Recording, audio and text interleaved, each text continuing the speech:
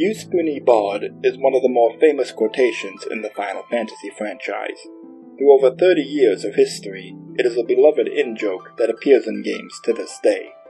The line originates from Final Fantasy IV's Super NES localization as Final Fantasy II. Tella, a sage living in Kaipo, travels with Cecil and Rydia to Damcyan to find his daughter Anna, whom Tella believes was tricked into eloping with a deceitful bard. The group arrives as Damcyan is attacked by the Red Wings, and in the throne room Tella finds Anna's fatally wounded body. The bard, Edward, enters, and Tella flies into a rage and attacks him, shouting insults including, "You Spoony Bard."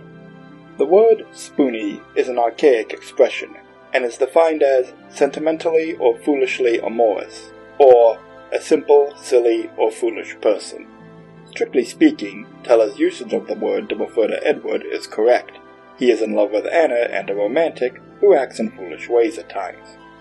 But at this time, Tella believed Edward had tricked Anna into eloping with him and did not know they were genuinely in love.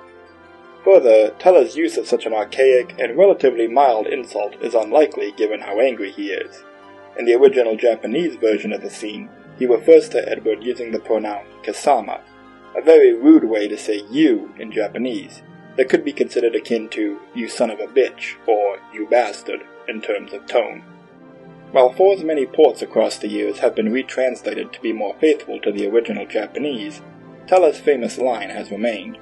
The rest of his dialogue follows the Japanese more closely, but he universally shouts this insult at the start of the battle scene.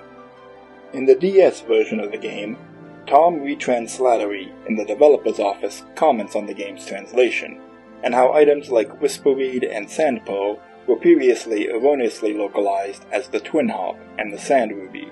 But it turns out the bard really was spoony. We checked.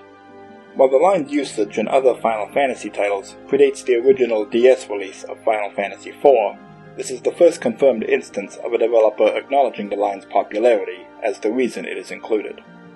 Edward has continued to be spoony in other appearances. In Final Fantasy IV's sequel, The After Years, Tella's spirit calls Edward a spoony bard. In Final Fantasy XIV, there is a wind-up minion of Edward based on his SD art, and the minion is referred to as Spoony Bard. In Final Fantasy Record Keeper, Edward's level 99 record materia was called Spoony Bard, and grants a large boost to the user's damage when they are equipped with a hop.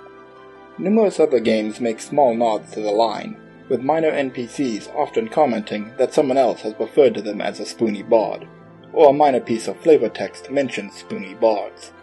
However, a few games give the line a bit more significance, so to speak.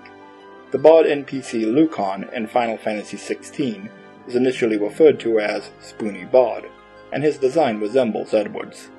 Dissidia Duodecim Final Fantasy has Kefka refer to Kuja as a Spoony Bard when telling the Emperor and Ultimecia about his plans. Because the line originates in English, it's unclear to what extent it has migrated back into the Japanese fandom. For the same reason, it is difficult to know without direct comparisons of dialogue when its appearance in English localizations is translating the Japanese term, or the translators are having some fun inserting it themselves. An example of this is the Dissidia Duodecim mention. Kefka's equivalent line in Japanese does not call Kuja a spoony bard, or any comparable term. Alexander O. Smith, a translator on several Square Enix titles, has said he tries to sneak the joke into any game he works on, and he has succeeded with Final Fantasy X, 11, and 12, and also the Phoenix Wright series. Despite its recurrence in Final Fantasy, one egregious oversight is that the line has yet to be said aloud by a voice actor. In games featuring voice acting, the line is either said by a minor, non-voiced NPC, or is otherwise not said aloud by anyone. It remains to be seen which game, and under what context, will finally give a voice to the mimetic line.